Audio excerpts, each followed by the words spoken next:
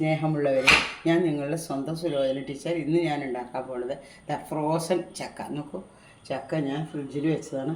Frozen ചക്ക അരിഞ്ഞതും ക്യാരറ്റും കൂടിയിട്ടുള്ള അവിയലാണ്. അത് നോക്കൂ, നല്ല സ്വാദുണ്ട്. ഞാൻ ഫ്രോസൺ ചക്കയെ കൊണ്ട് എങ്ങനെ ഫ്രോസൺ ചക്ക വയ്ക്കുകയാണെന്ന് വെച്ചാൽ നന്നാക്കി ചക്ക ഫ്രിഡ്ജിൽ വയ്ക്കുക. കുറച്ച് ക്യാരറ്റും കൂടി ഇട്ടിട്ടുണ്ട് അവിയലിൻ്റെ ഭംഗിക്ക് വേണ്ടിയിട്ട്. കുമ്പളങ്ങ കൊണ്ട് മത്തങ്ങ കൊണ്ട് തനിയെ അവിയൽ വയ്ക്കാം. ചിലരൊക്കെ കണ്ട് വഴുതനങ്ങ കൊണ്ട് അവിയൽ വയ്ക്കാം. ഞാൻ ഈ ചക്ക കൊണ്ട് അവിയൽ വയ്ക്കണം കേട്ടോ. ഈ അവിയൽ ചക്കയ്ക്കാണെങ്കിൽ പലവിധ ഗുണങ്ങളുണ്ട്. ഷുഗറുകാർക്കും എല്ലാവർക്കും നല്ലതാണ്. അതുകൊണ്ട് അപ്പോൾ ആദ്യം ക്യാരറ്റ് ഇട്ടു. ക്യാരറ്റിനാണ് വേവ് കൂടുതൽ. അതുകൊണ്ട് ക്യാരറ്റ് നല്ല പോലെ കിടന്ന് തിളക്കട്ടെ. എന്നിട്ട് നമുക്ക് ചക്ക ഇടാം കേട്ടോ. ചക്ക ഞാൻ അരിഞ്ഞ് വെച്ചിട്ടുണ്ട്.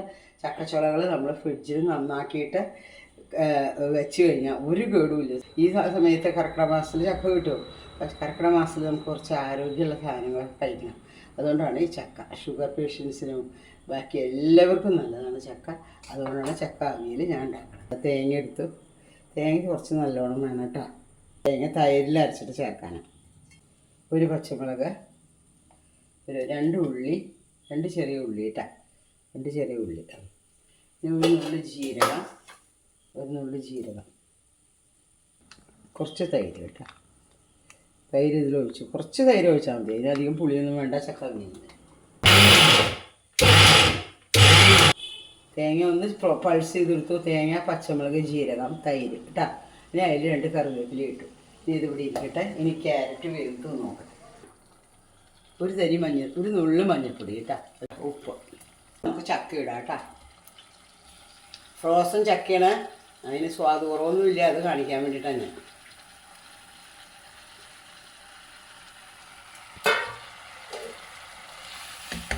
ഒരു നുള്ളു മുളക് പൊടി ഇട്ടാൽ, ഒരു പച്ചമുളക് ഇട്ടിട്ടുണ്ട്. ഞാൻ ഒരു നുള്ളു മുളക് പൊടി ഇട്ടു. അതിന് മുളക് പൊടി ഇട്ടിട്ടുണ്ട്. നാളികേരം, ജീരകം, ചെറിയ ഉള്ളി, തൈരൊക്കെ കൂടി ചതച്ചത്, കറിവേപ്പില കൂടി ഇട്ട് കേട്ടോ. അവിയൽ, ചക്ക അവിയൽ, ഇതാ കലായി എന്താ ഭംഗി നോക്കൂ. ഈ ബൗളിൽ പകർത്തിയിട്ട് ഞാൻ കാണിച്ചു തരാം കേട്ടോ. നോക്കൂ എന്താ ഭംഗി. അവിയൽ തയ്യാറായി. നല്ല രസമുണ്ട്, നല്ല സ്വാദുണ്ട്. ചക്ക അവിയൽ ഉണ്ടാക്കി നോക്കണം എല്ലാവരും.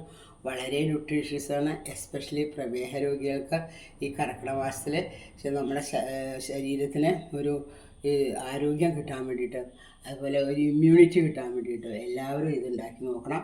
ഇല്ലെങ്കിൽ അടുത്ത വർഷം മുതൽ ചക്ക നിങ്ങൾ ഫ്രീസറിൽ വെച്ച് നോക്കൂ.